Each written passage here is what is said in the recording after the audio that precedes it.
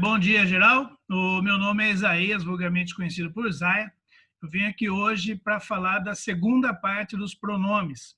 Então, no vídeo anterior, eu já mencionei os pronomes pessoais, né, os pronomes possessivos e os pronomes de tratamento.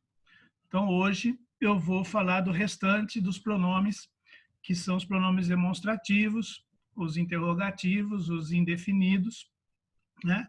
Para a gente encerrar essas falas a respeito do pronome. Então, relembrando que o pronome ele substitui o substantivo, né? É o único que faz isso, mas a função dele também é de acompanhar o substantivo, assim como os outros termos, né?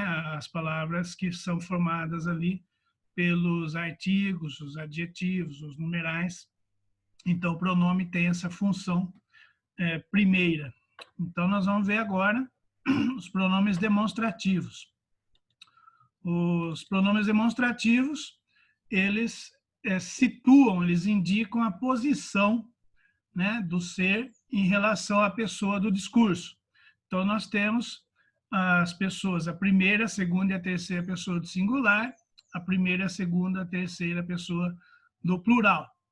Então, em relação a essa pessoa do discurso, eles flexionam em gênero, número e pessoa. Nesse caso, dos pronomes demonstrativos, eu tenho um fato aí meio inusitado na língua portuguesa.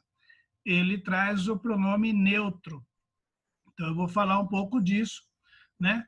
O pronome demonstrativo, ele tem três circunstâncias ali principais. Ele situa a posição de um objeto, daquilo que se fala em relação ao espaço, né, em relação ao tempo, e dentro do próprio texto ele faz também essa distinção.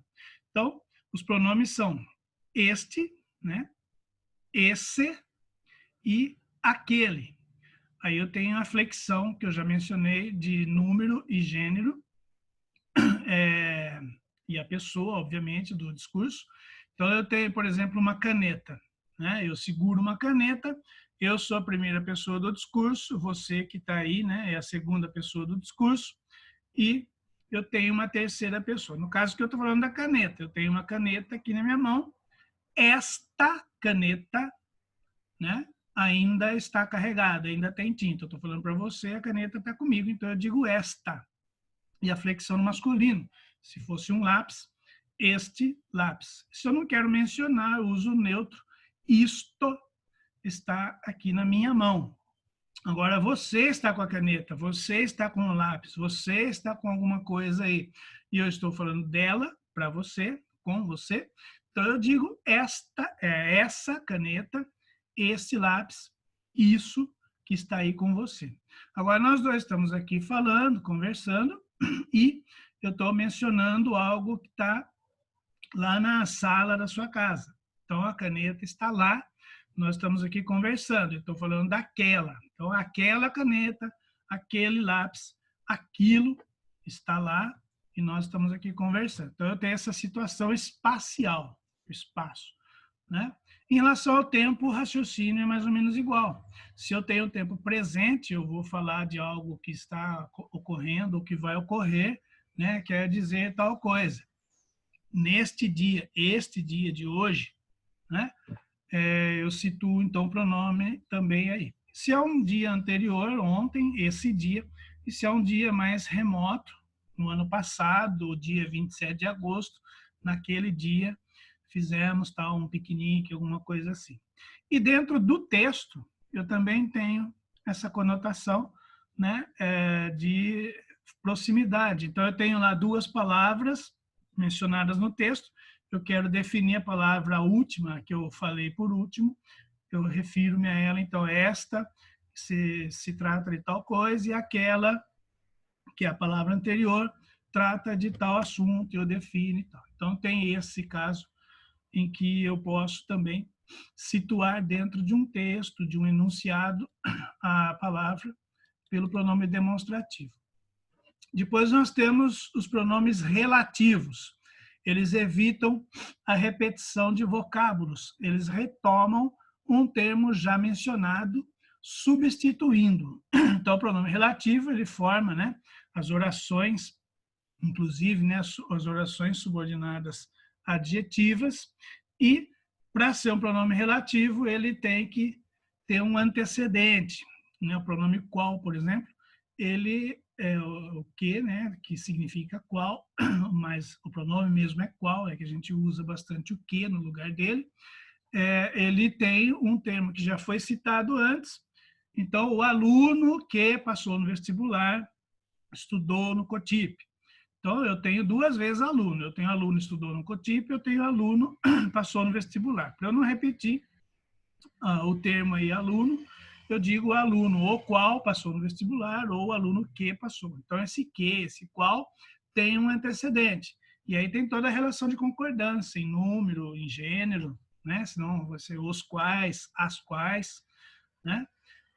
Para fazer essa relação. E tem toda a classificação, inclusive, este pronome vai receber a classificação sintática, né? Se for sujeito, o aluno, se ele estiver lá no lugar do objeto, ele vai ter a mesma classificação. Então, o pronome relativo é muito importante na criação das nossas expressões ali, ele ajuda bastante a evitar repetições, inclusive, né?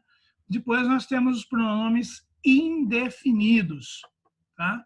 Referem-se à terceira pessoa do discurso de maneira imprecisa.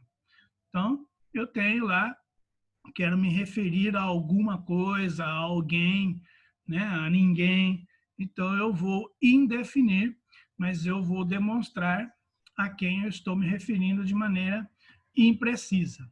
E os pronomes interrogativos, né, não tem muita coisa para se dizer, eles são usados nas perguntas. Você vai responder aí uma prova, um exame, eu tenho uma forma direta, usando o ponto de interrogação, e aí o pronome é que, quem, qual, né?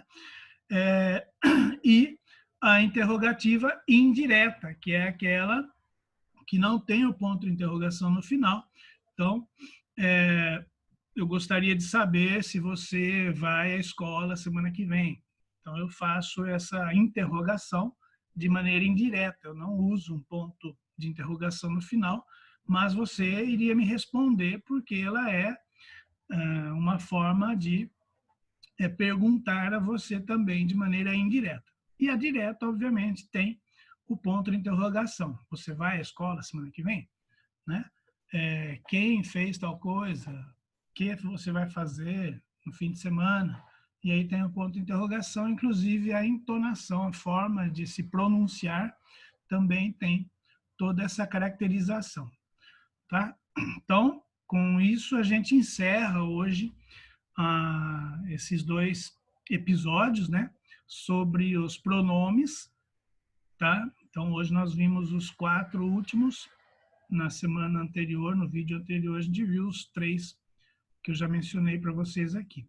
Então, para aproveitar, né, nós vimos estes pronomes aqui, o demonstrativo e tal, aqueles no vídeo anterior, só para exemplificar aí o uso, né, desses pronomes demonstrativos, no caso aí que eu mencionei, para situar aquilo que a gente está dizendo no tempo, tá? Ou ainda, se eu quiser agora usar um relativo, né, os pronomes que tratamos no vídeo anterior são os pessoais, os de tratamento e o possessivo. Também tem aí o uso, tá vendo? Do pronome relativo, tá bom? E aí eu posso usar o pronome relativo. Quem tem dúvidas sobre os pronomes? Aí eu uso o pronome indefinido. Se alguém tiver dúvida, vai lá depois fazê-las e nós vamos dirimi-las, né, nos próximos episódios, tá bom? Um abração, boa semana, bons estudos, até a próxima, tchau.